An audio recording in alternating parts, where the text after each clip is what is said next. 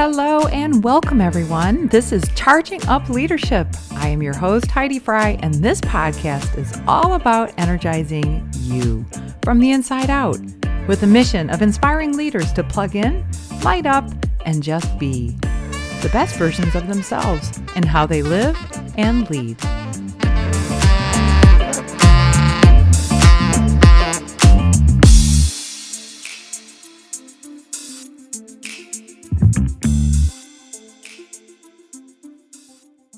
Hey everyone, welcome. I'm pretty sure everybody wants to have happiness at work or find happiness at work or be happy at work. So today's guest is Dr. Tracy Brower, and she is a specialist in happiness at work. Super excited about this conversation, and let me read her bio and then we'll get to it.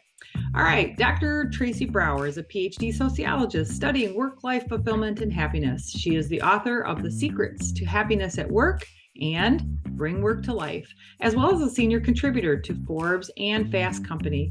In addition, she is the vice president at Workplace Insights for Steelcase. Tracy is an award-winning speaker and has over 25 years of experience working with global clients to achieve business results.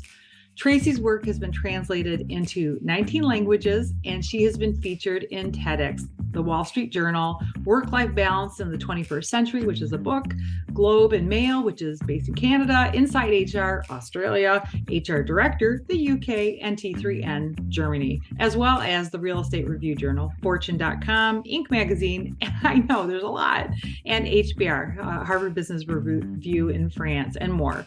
Tracy holds a PhD in sociology, a master of management and organizational culture, and a master of corporate real estate with a workplace specialization. You can find her on all the usual places: LinkedIn, Twitter, Instagram, Goodreads, Unsplash, or at tracybrower.com. Woo! She is one accomplished lady. Let's get to it. All right, here we go. Welcome, Tracy Brower. I'm very excited to have you on today. Thank you. Super excited to talk. Yeah, and it's great to finally meet you in person. We had a intro conversation over the phone, and now we're talking live, and super excited to see the twinkle in your eyes. So yes, looking forward to it. Likewise. Yeah, very, very nice. Well, you ready to just dive in? You bet. All right. So my first question actually relates to me, because I remember so clearly exactly where I sat in the room in my Sociology 101 class, because it was kind of a mind-blowing concept. I was like, what? Sociology? What is this? We've all heard of psychology, but sociology was, and it took me a couple weeks to figure out if I wanted to go into sociology or not, because I did have a love for psychology and sociology. So I'm curious, what drew you into sociology? Oh my gosh, so many things. The first thing that came to mind when I was exploring was social work. And I didn't at that time know the difference, right? And then I learned more about what sociology is. And it's really the study of groups and how groups interact and the dynamics of groups. And psychology is different, right? It's the study of individuals and individual behavior. So I was fascinated by groups and the way that groups behave, especially with an organizational lens, because of my master's in organization development and organizational dynamics. Mm-hmm. And so what I studied is the sociology of work, how we affect our work, how it affects us. Right. But I just think the idea of how we interact, how we intersect, how cultures affect us, how our work is a critical part of life are all so interesting in terms of our behaviors and our motivations. Okay, you are getting lit up just as we are talking about it. So then my next question would be, what took you down it's a good topic, but what took you down the topic of happiness, right? Yeah, absolutely.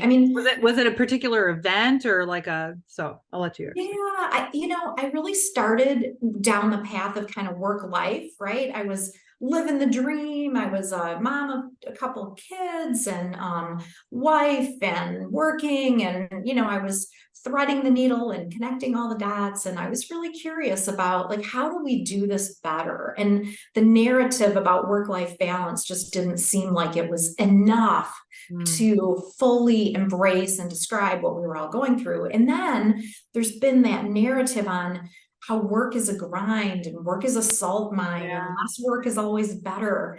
And I really wanted to research how work is actually part of happiness, how work is part of a full life, how we don't have to choose between all the good things and then work. And so the idea of how happiness affects us, our experience of happiness, how we can use work as a source of happiness, even when it's not perfect. Right. Those were all not just interesting to me, but I think they're important to where we go as a society. I think it's an important question for us as communities as well as individuals. Right. Okay. Well, you're obviously good at it. So awesome. So then I guess taking that, well, I don't know if I told you, but when I was in my first job out of college, I was at Xerox, and one of the highest ranking Xerox female leaders had a little, I want to say there were 60 to 80 of us there for women in our district in Detroit. And she had this meeting, and she basically said, work, family, career, work is obviously your career, family, and relationship, and you just can't have all three. You can't succeed at all three. You can't get straight A's. You can get a B and a C and an A, or anyway. So she was prepping us for this not balanced life, and I remember thinking, you haven't met me, right? And then as I got older, it was like, okay, there was some truth to that. And my view of it today is, what is balance actually? Is it literally like a teeter-totter? Is it just being able to have it all, and at different times I don't know. So speak to that if you wouldn't mind. Yeah, I think it's a really, really important question. And I don't like the concept of balance because I just don't think it's enough. We don't have to have a trade-off. We don't have to choose between. And it's also not precarious. We're going to do work and life differently at different life stages. And one of my favorite sayings is, you can have it all, just not all at once. And so I really like that. Like, and life stage is a really helpful concept for me. Like early life stage, right? Maybe you don't have a partner, maybe you don't have kids, maybe you're just starting out, right? Midlife stage, you're threading the needle, and you're, maybe you have a partner, maybe you have kids, maybe you're doing elder care. Later life stage, maybe you're, empty nest, or you're, uncle, aunt, grandparent. Those kinds of delineations in life stage are important because we tend to prioritize differently at those life stages.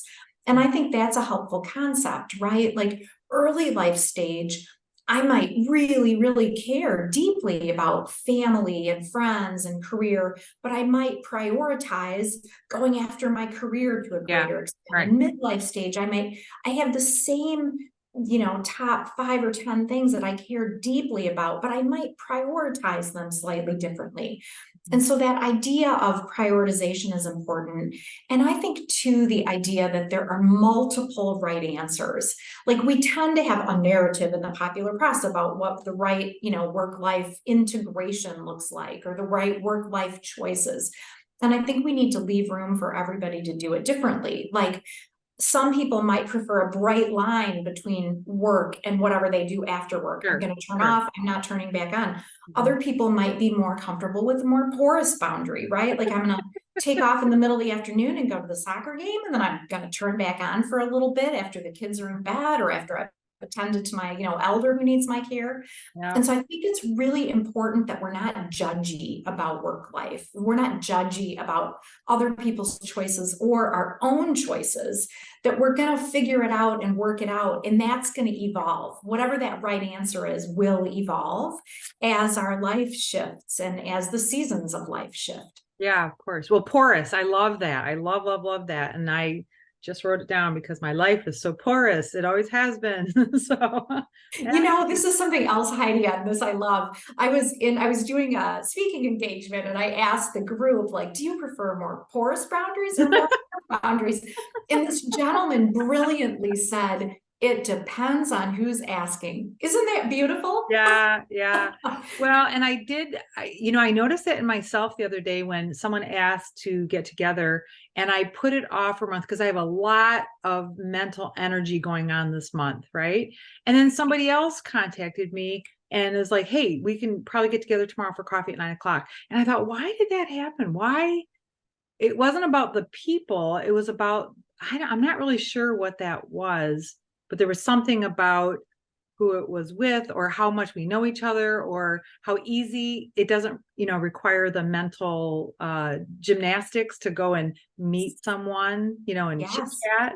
So Yes, actually, I've been talking about this relative to self-care and setting boundaries as well. Like, there's really interesting research on time and our perception of time. yeah, And when you're doing things that energize you, you actually perceive you have more time. yes, And so like the advice to just say no, and after that, just say no is actually uninformed, right? Because of course you want to say no to the right things. But if there's something that super energizes you, even if your plate is really full, yeah, you might be really, really smart to go do that thing, that particular coffee, or I don't know, that particular tutoring with children in an area school or something. If that lights you up and energizes you, it will actually add to your plate in positive ways. And I think the idea of no is smart. You can also say, you said this, right? You can say, not now, right? yeah. No doesn't have to mean no forever, but not at the moment, in a couple of weeks, right? So I Yeah. think that's fair as well. Yes. Well, and something you just said triggered a thought about, I think of that as inspired action. Ooh, I And like that. yeah, and so my son was telling me how unmotivated he was, and he had negative self-talk about what a loser he was, right? For not. And I said, well, is it something you really want to do? And he's like, well, no. I said, well, maybe if you reframed it, and what are the benefits of doing this activity, and so on and so forth. And he didn't just have a light bulb moment. It was like a light shattering moment. And it really changed a lot for him in terms of his happiness. I mean, it really boiled down to happiness. And Yeah. it was, I said, I want you to go through life going after inspired action. Like, I don't want to, even something as mundane as, I don't want to do the dishes right now. And then I'll be doing something else. And it's like, you know what? I need to go clean up the kitchen, and I'll go do that. And it just feels good at the time. Yeah.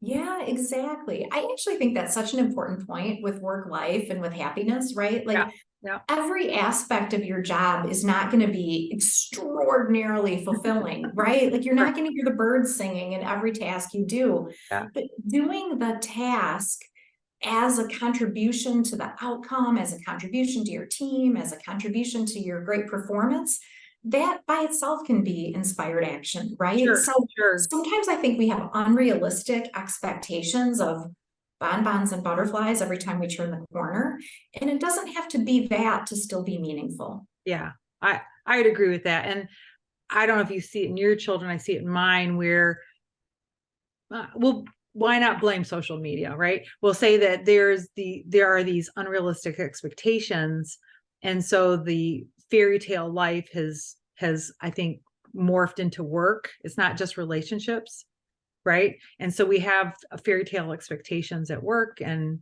not every minute of every day is that, but you can still find happiness in the less exciting moments, right? Yes, exactly. My husband and I were talking about this. We both used to work in the automotive industry, Okay. and he was in a sales role. And so he was selling like windows for cars, windshields, back windows, side windows, all that. And he used to have to go to Detroit a couple of times a week. And at one product launch, he was working with the squeak and rattle engineers.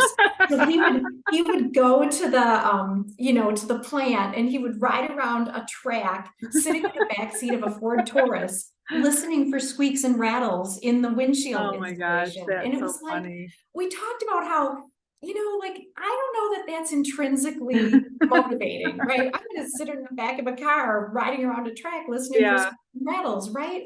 You don't jump out of bed thinking about squeaks and rattles and windshield.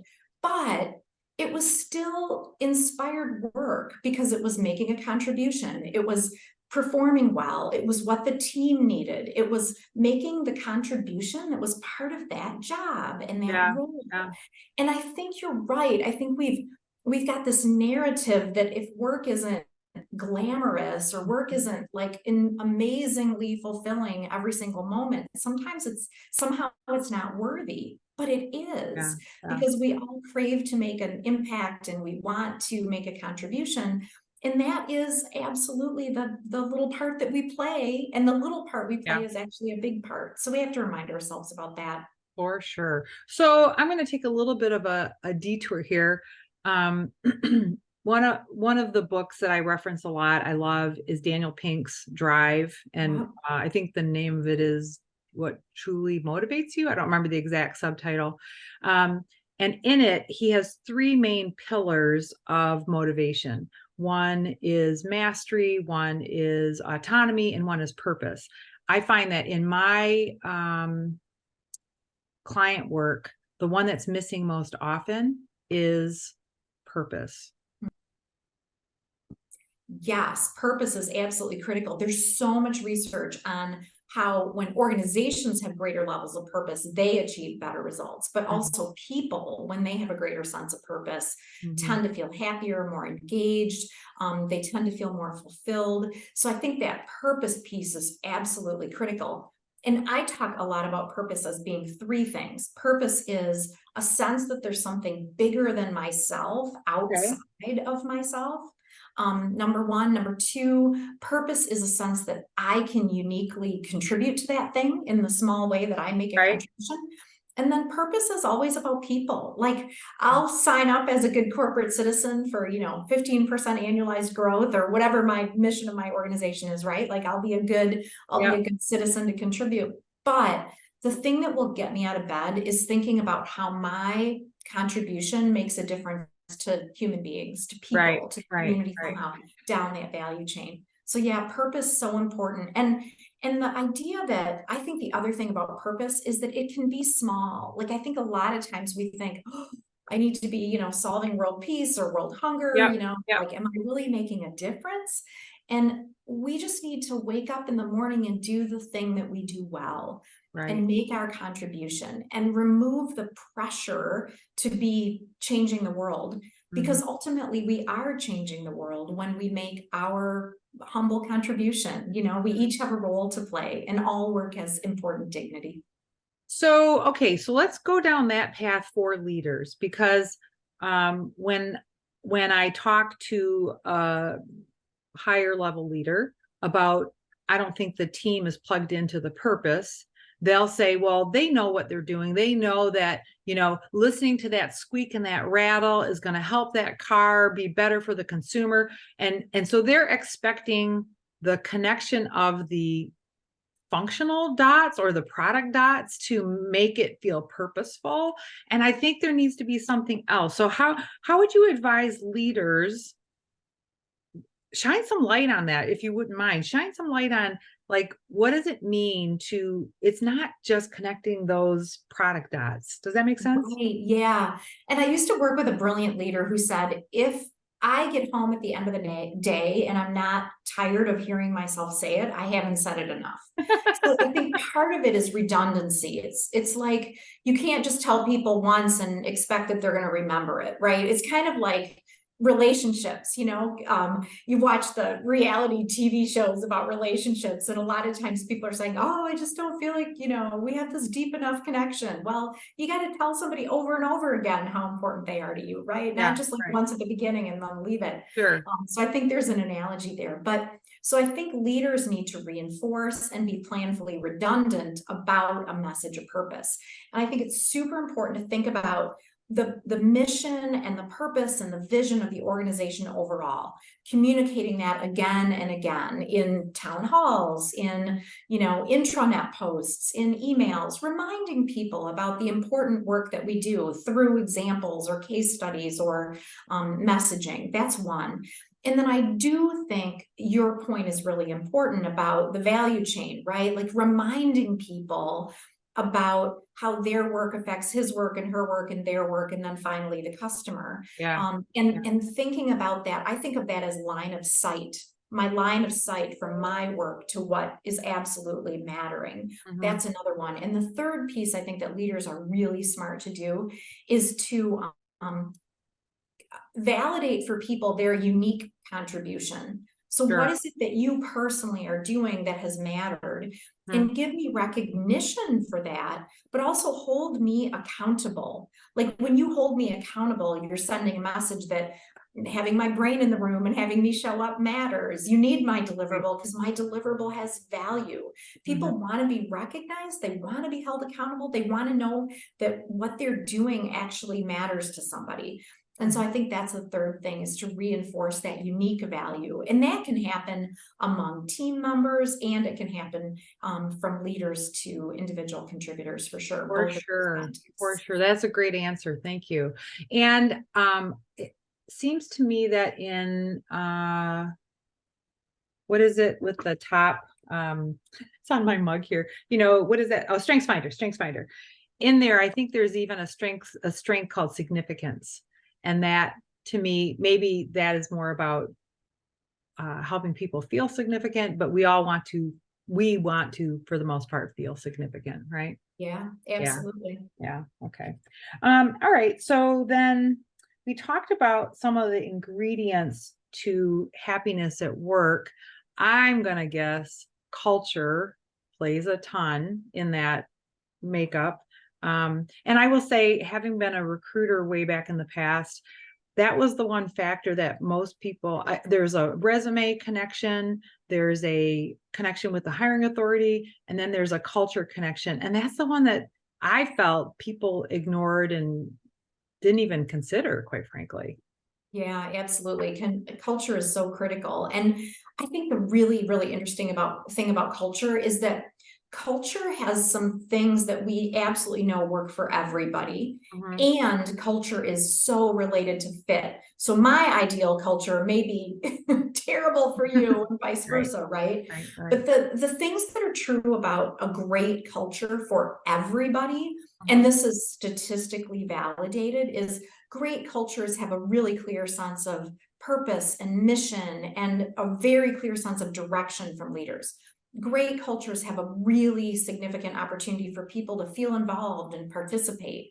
Really constructive cultures have consistency and swim lanes and clear expectations. And great cultures have the ability to adapt and learn and respond and be resilient. So those are sort of the 4 areas of culture that are critical to everybody. Mhm. Direction, involvement, consistency, and adaptability.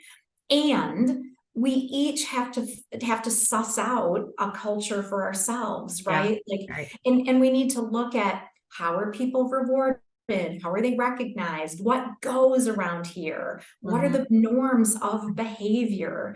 In Mhm. what ways will you have the opportunity for learning and development and mastery? In what ways will you have choices? What are the things that the culture really values? What are the assumptions that drive the culture? Those things are also really, really important to pay attention to, even though they can be nuanced.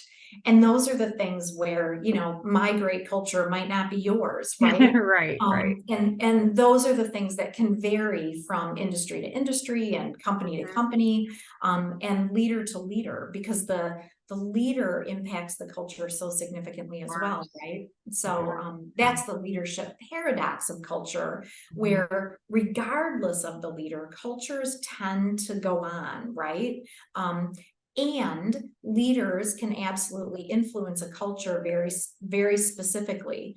So, Mhm. it's possible to be in a really, really difficult culture with a shining star leader and have a pretty good experience. Yeah. Or the opposite, right? You can be in a company known for a great culture and Mhm. report to somebody who is just not the best leader. Yeah. And so your experience will be dependent on that. And so that is the really interesting thing about culture and the leadership paradox, is that culture goes on regardless of leader and specific to a leader. But I love the takeaway message, right? Is happiness and work life are significantly related to whether you feel a fit with that culture, whether you Well, speak the same language as the culture. And I was just thinking a lot of that, because I'll tell people, go on their website, get a sense of who they are. When you walk in the building, if it's live, then get a sense of what the environment is, really evaluate the culture. Okay, some of that isn't as easy to do, and some of it we don't find out until we've said yes to the job and we're working. So wouldn't it be cool if companies really got real is the only word that comes to mind about what their culture is, and presenting like, yeah, we are a company that doesn't like work from home. We are a company that really digs participation. We're a company, that they understood who they were at the, okay, this is exciting. Right back to my sociology, because I remember learning a word. I was like, what? And I have a decent vocabulary, and I learned the word mores in sociology class. And I was like, what the heck is that word? And that was, obviously, I've remembered it all these years. And so the mores of a company, right? What would be, well, could you explain mores for us? Yeah. I mean, it's like the subtleties, right? It's like the subtleties of the culture, the nuances of a culture, the unwritten rules, and sometimes you don't catch those until you bump into them, right? It's like walking into a glass wall and all of a sudden, you hit your nose on the glass and you're like, whoa, I just ran Yeah. into something. Yeah. But I think it's super related to that idea, the sociological idea of expectation and experience, right? Like your experience is your experience. Like you're going to come into a company and certain things are going to happen and that's going to be your experience. If your expectations were way up here and your experience is below them, you will be dissatisfied. The opposite is true. If your expectations were lower than what your experience turns out to be, you'll be thrilled, right? Yeah. And so I think the really important thing is to be really real, just like you said, about what people can expect, about how things get done around here, how we measure, how we speak up, how we interact. Those are really good questions to ask in the interview process. And there are just really, really quick story. There was an organization I worked with years ago, and they did this whole redo of their headquarters, and it was gorgeous and amazing, and it went with their culture. And so they would interview people there, and then they would place them at other facilities, which were just like terrible, right? And it wasn't just the space, it was the message it was sending to people. And then there was another really cool sociological study. They were hiring people for call center work. Right. And everybody was leaving really, really quickly. The turnover was crazy high. And they figured out that in the attraction process, people were explaining, oh, it's a great job, you're going to love it, it's really cool, blah, blah, blah. And what they did is they shifted the script in the attraction process, in the interview process. Sure. And they started telling people, you know what? It's kind of grueling. You're going to talk to customers who are unhappy. Yeah. It's long hours and it can be really tough.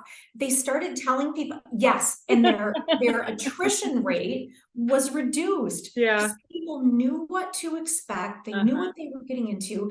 They felt like the organization had integrity and credibility in terms of kind of being authentic about what it was going to be. And so I just think that's something too, right? Like when we think about expectation and experience and bringing those into alignment, that's a big deal. Well, and you said that happiness.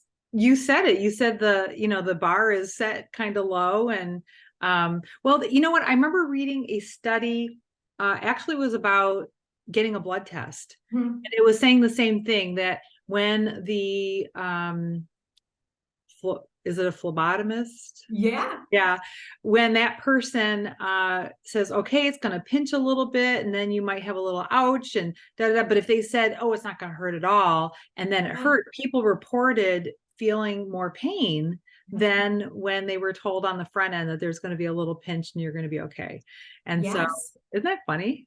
Yeah, I love that. And that gets back to your point earlier, and that we were talking about work, right? If we have this new like happiness inflation that's going on, and we think everything has to be just perfect and wonderful, and if there's any stress or any pressure, then something must be wrong, Right. then we set ourselves up for disappointment. Because of course there'll be ups and downs and ebbs and flows in our work and our assignments and our responsibilities. And that's part of life, right? Facing Right. challenges, solving problems, stretching. Which makes me, I'm going to lean on you and your research, of course, some more. It feels to me like there is probably so much self-satisfaction and happiness that comes along with problem solving and all of that we either underestimate or we are not taught that that's part of the equation. So what do you have to say about that? Oh my gosh. I am so passionate about this particular topic. A really big element that's correlated with happiness is stretch, learning, challenge. And of course, we need things that we can do without working quite so hard at it. And of course, we need, weekends where we have time to relax and read a great book or have coffee with friends. But when we put ourselves out there, when we try something new, when we roll up our sleeves, when we build our capabilities to places that we didn't already have capability, that is very correlated with happiness. And it's actually something that we can affect ourselves. We can raise our hand for a cool project. We can take the initiative to solve a problem. We can look for things outside of work that are new challenges, right? It may not be rock climbing, maybe it is climbing. Maybe it's rock climbing, maybe it's learning a new language, maybe it's doing, cold therapy. It's something that is challenging you in new ways. And so that challenge is a really big part of our happiness, and looking for that both in the work context and outside of the work context are a big deal. Everybody kind of knows that when you're happier at work, you tend to be happier everywhere because work is such a big part of life. Yeah. But it is also true that when we're happier outside of work, we tend to perceive greater happiness inside of work. And so it's super relevant. I'm in love. I think I'll work on that project today, right? Yeah, right. It's super relevant to go do things that are meaningful for you, right? Go do the volunteer work, go learn the new thing, go push yourself in new ways in all kinds of contexts. Well, and the thing that struck me in what you were just saying, I don't know, maybe especially for younger people, I don't know if risk, I think that word is risky. Yes, there is so much research on this, that Gen Zs are risk averse typically. When you look at a longitudinal study of, just under 20, just over 20 somethings from decade to decade, this group of that age group is the most risk averse in history. And I think there's this really, I understand why.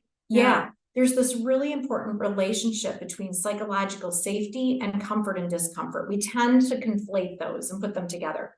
But in reality, when you have more psychological safety, think about like a 2x2 matrix, right? Any good sociologist can put something on a 2x2. Psychological safety, right? Like, do I feel free to bring myself to work? Do I feel like other people are going to back me up? Do I feel like I have levels of trust? Can I be open, high, medium, low? And then think about the horizontal axis as comfort and discomfort. Right.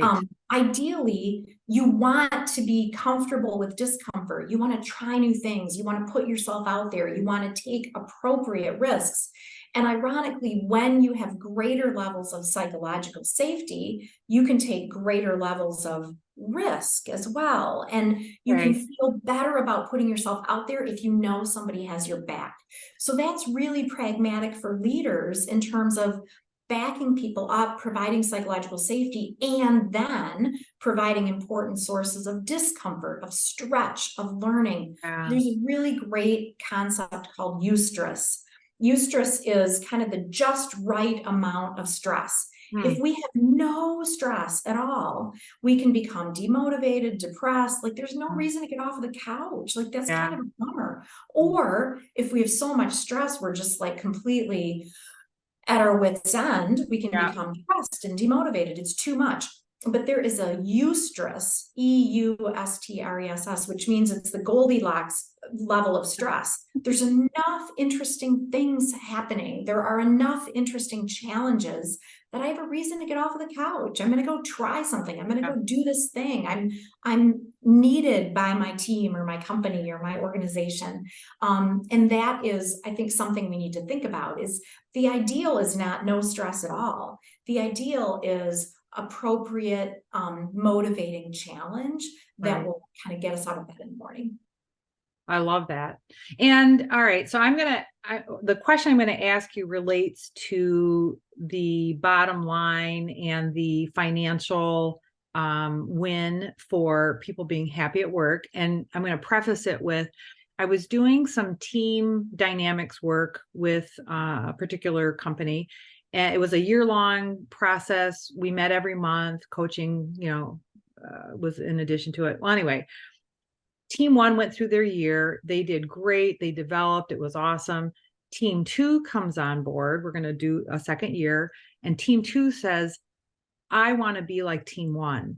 And I'm like, well, what does that mean? What, why are you saying that?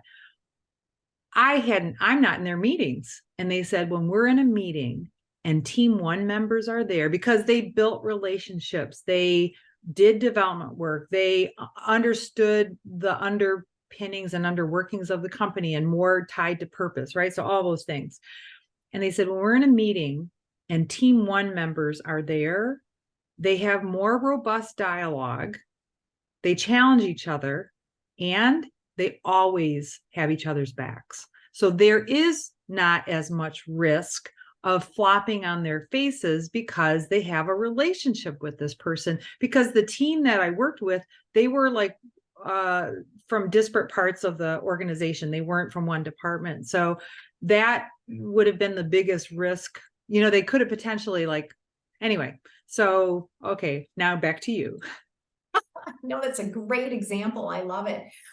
Interesting. There's beautiful research that when we have more personal relationships, when we feel more connected, we are more likely to follow up, follow through, and complete tasks effectively. So when teams have that really great dynamic of trust and interaction and rapport, it actually contributes to results and outcomes. And that's part of having each other's back, right?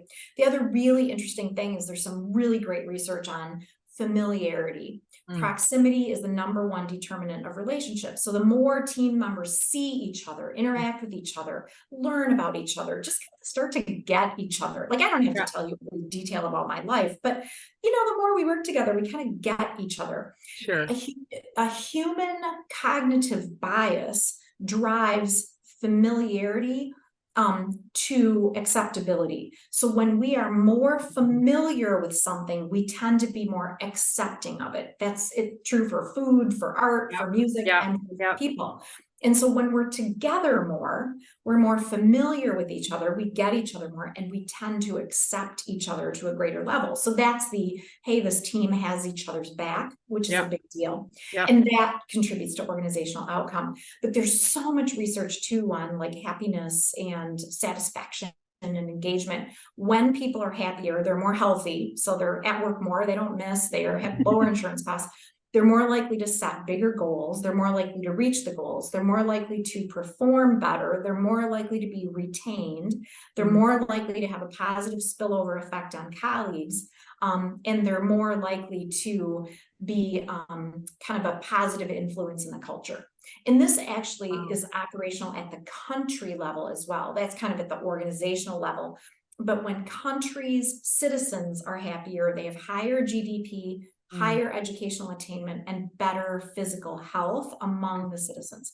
So, and there's research on all of this. It's on my website. But the really, really interesting thing about it is if business leaders say, oh, this is awfully fluffy, could we get onto something that really matters? This actually really matters. So we can pay attention to great experiences for people because we care about people. And we can pay attention to creating great experiences for people because it's really good for business. So great research on that. I love that. I love that. And offline, I would love if I could get a few of those references from Yeah. you. Because the one that I keep reaching back to is a Harvard Business Review.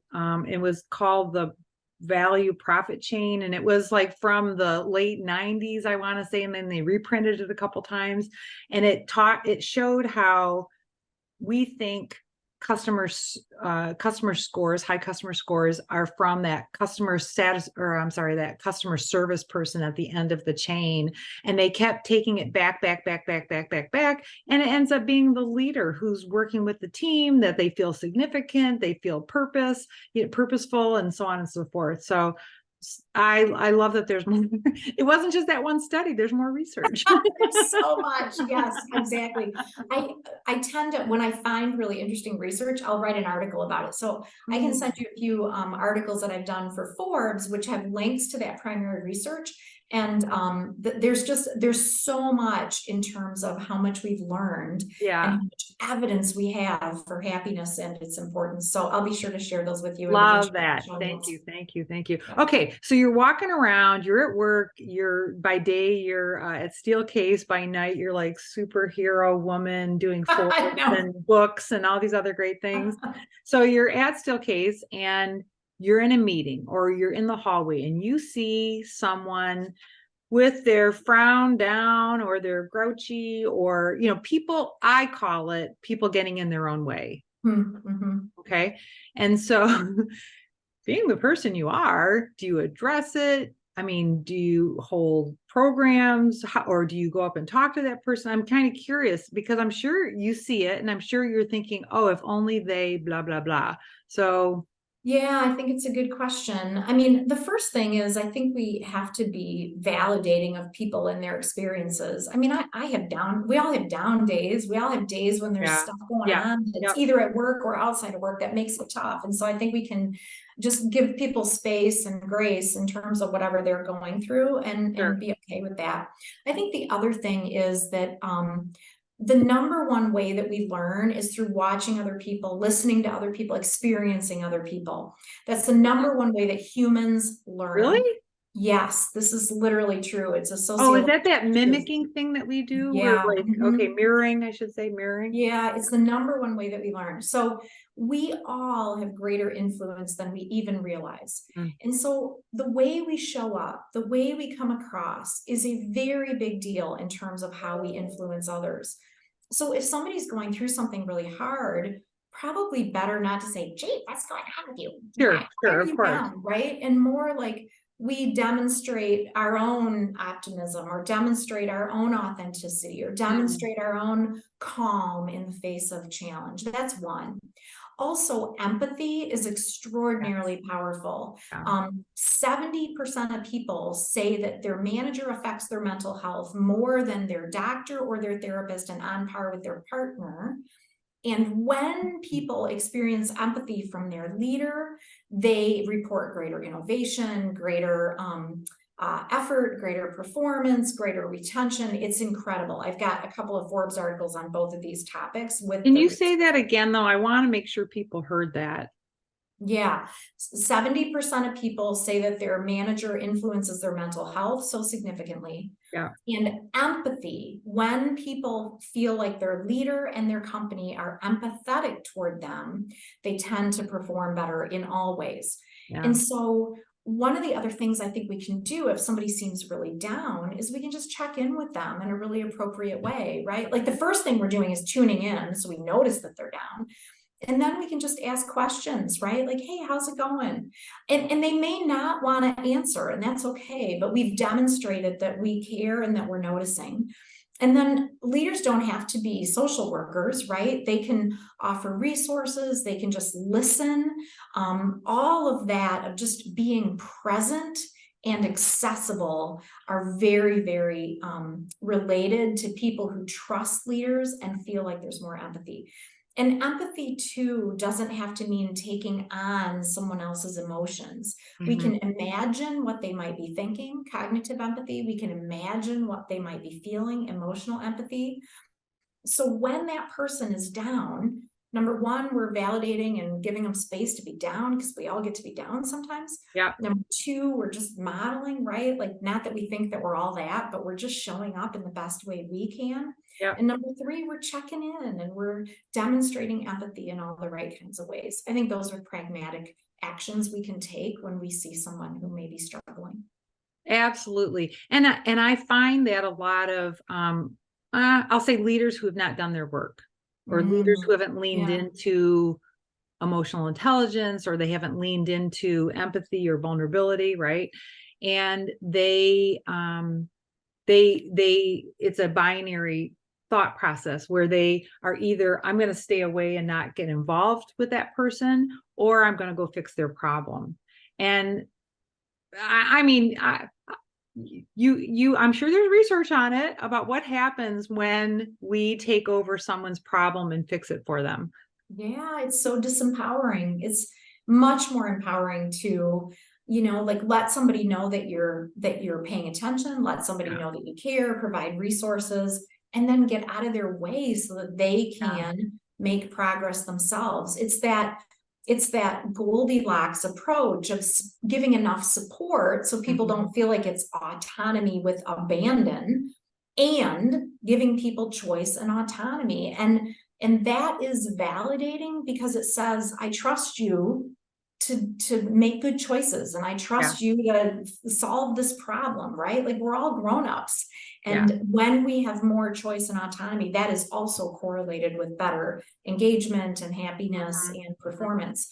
And so giving people choice, giving people autonomy with guidance, with support is really important from a leadership perspective.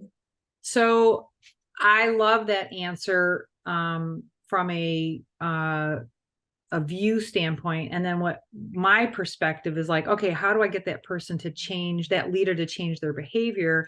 And the thought that comes to mind for me is most people, or we start out anyway, is very what I call binary mindset, where there's only these two options. And it's like opening up the spectrum. So there are more options than just this and just this. Well, all of a sudden, these are now outliers. And our middle space is some form of compassion and connection and so on and so forth. So, yeah. So I'm Love that. Yeah, absolutely. And leaders speaking to the choir here, preaching to the choir. Yeah, leaders need development, leaders need support, leaders need social networks where they can talk to other leaders and let their hair down and be vulnerable, right? They don't have to have all the answers for their team, but they can also be supported by other leaders who are going through something similar. So those are great points you make. Well, and they're bouncing off of you.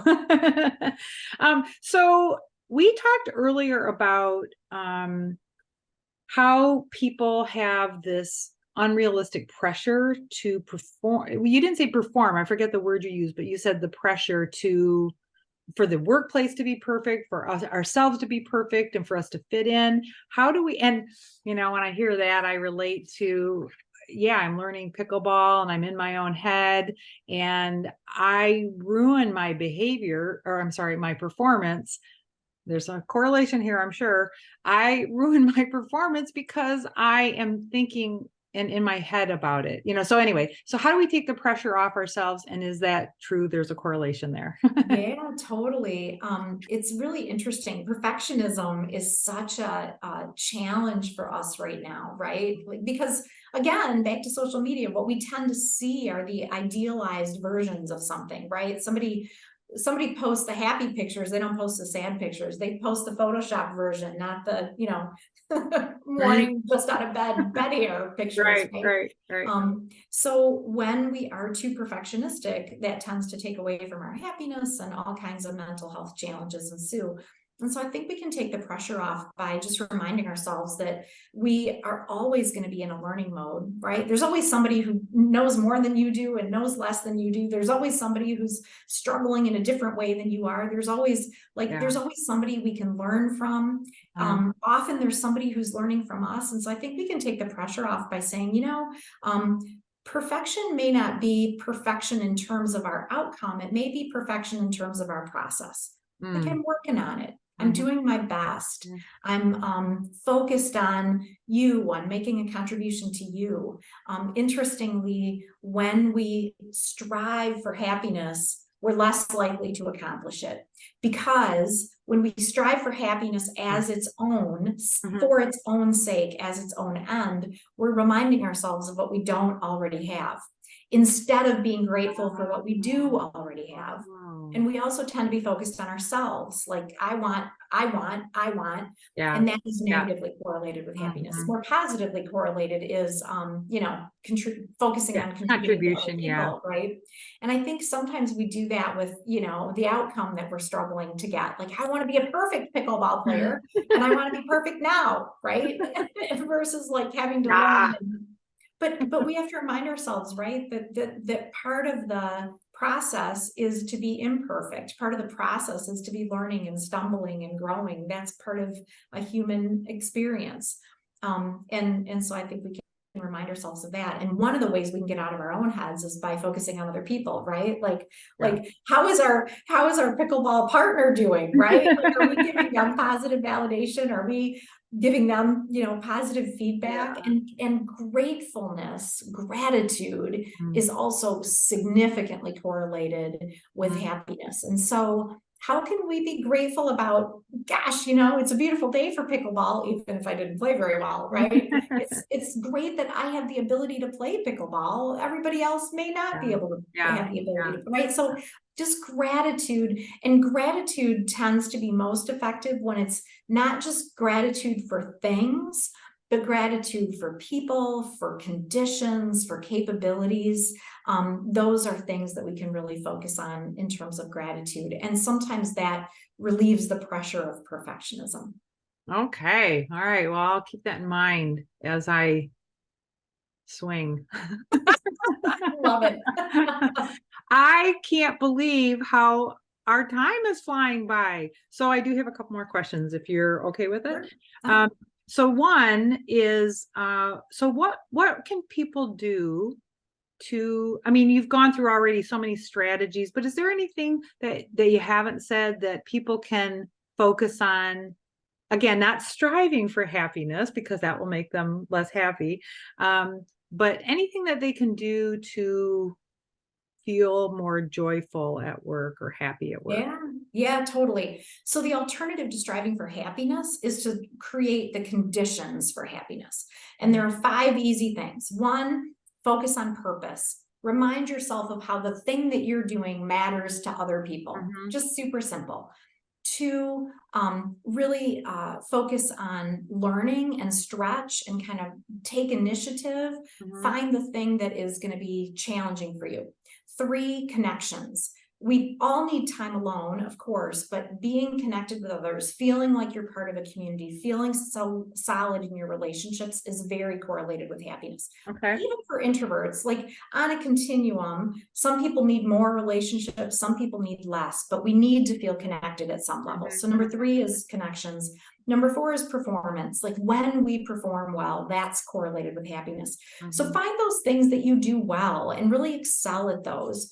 And then last is gratitude. Not last, but 5th. The most important one, the foundation. Yeah, there are so many more things, but gratitude is another big one. So performance, learning, connections, purpose, learning, connections, performance, and gratitude are kind of the big 5.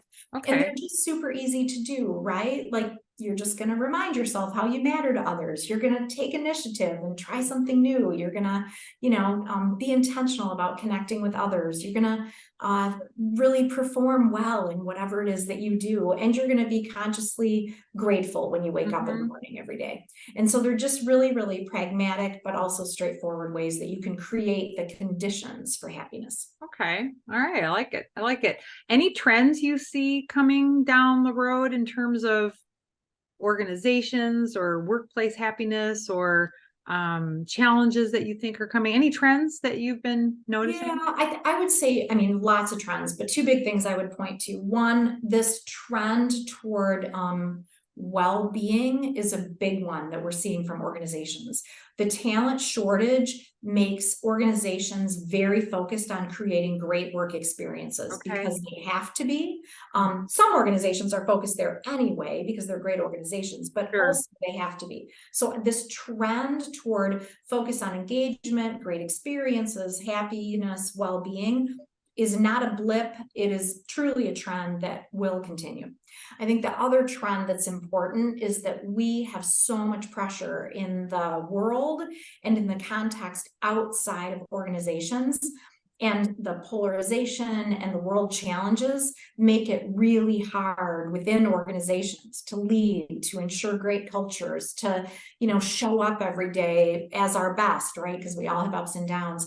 And so I think we just need to kind of take a deep breath and recognize those challenges and recognize the intentionality that we can bring to being colleague to somebody, to being, a good coworker, to being a leader, to being an individual contributor, and recognizing that work can be a context for us to support each other within the broader challenges that we're facing. So that's the other big trend I think that's driving a lot going on.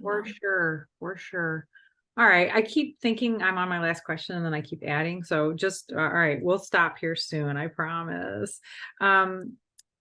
I know that when we talked on the phone, we had this connection between, I'm looking at my notes, I don't see it, but it was about empathy and vulnerability. And I think we're using different words, but we're both kind of like knee deep in our work in trying to bring that stuff to the surface.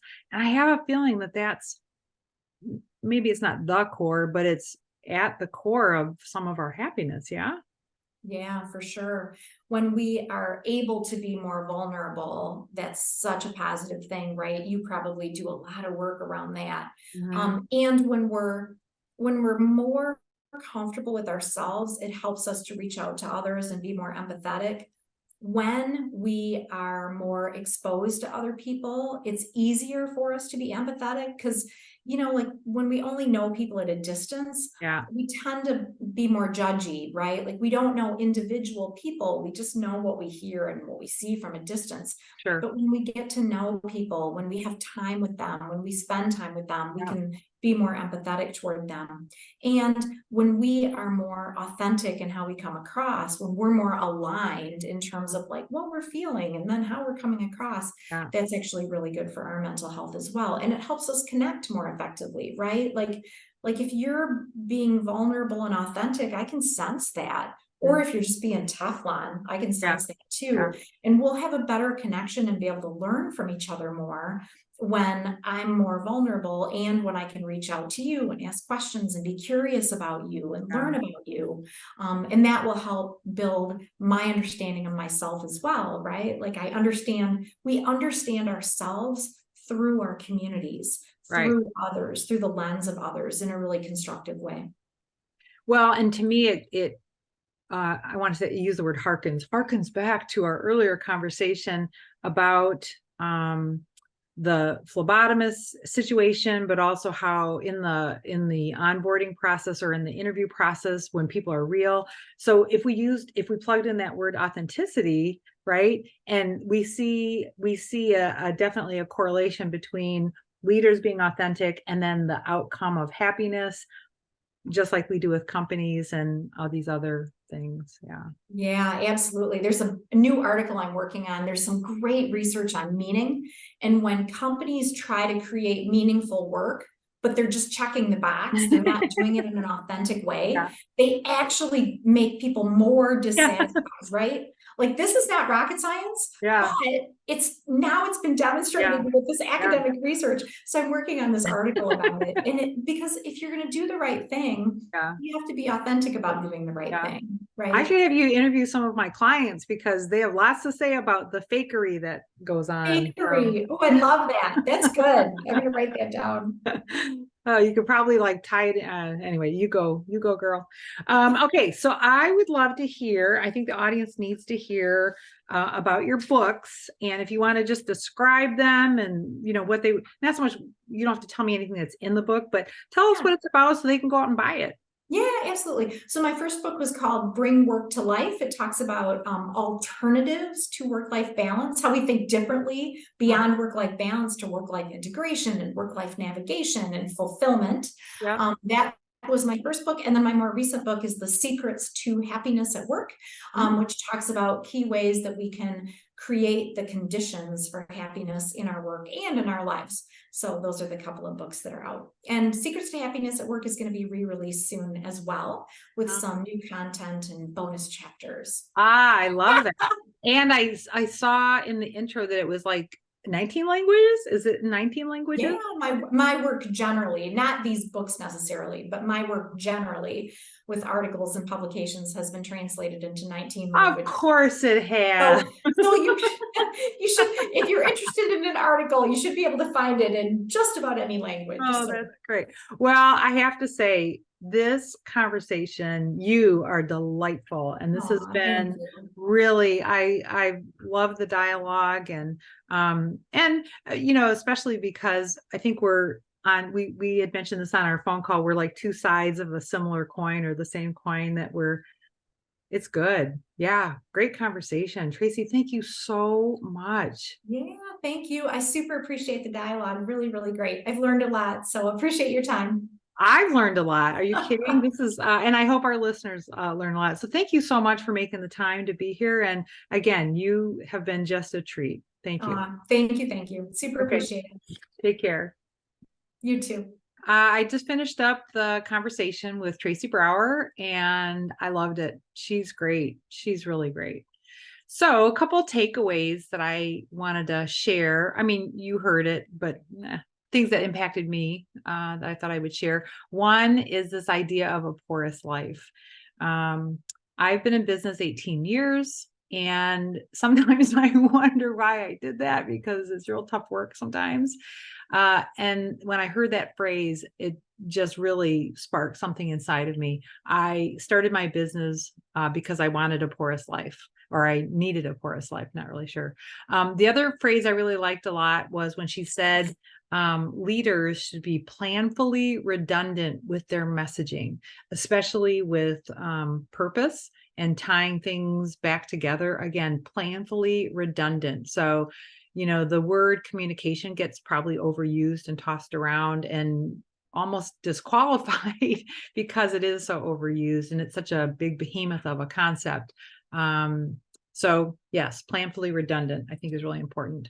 And then she talked about within the idea of purpose, for leaders to acknowledge the important work that people are doing, the work itself, and then to make sure that you're attending to and sharing and communicating their unique skill set that they're bringing to whatever it is that they're doing, and holding them accountable for that. We use the word significance, that everyone wants to feel significant, and leaders can help people on their teams feel significant. And then lastly, the components to being happy at work: purpose.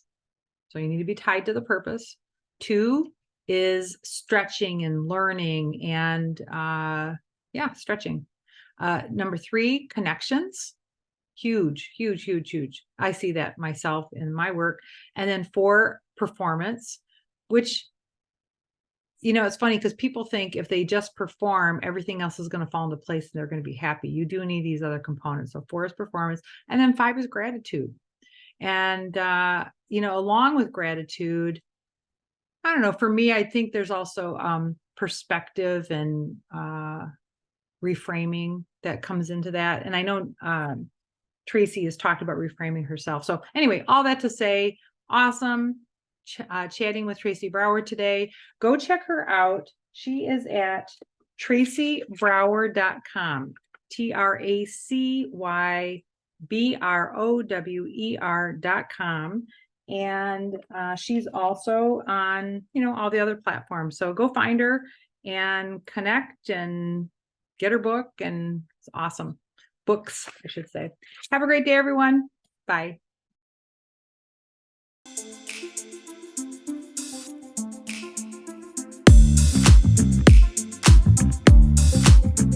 You have been listening to the Charging Up Leadership podcast, and I am your host, Heidi Frye, charged up, plugged in, and sending you energy, light, and love. Find me at HeidiFrye.com.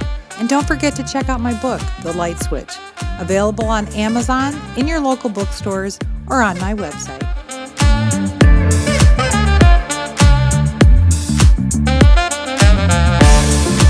The Charging Up Leadership podcast is created, hosted, and produced by Heidi Frye. Theme music is by Yevchen Anoychenko from Pixabay.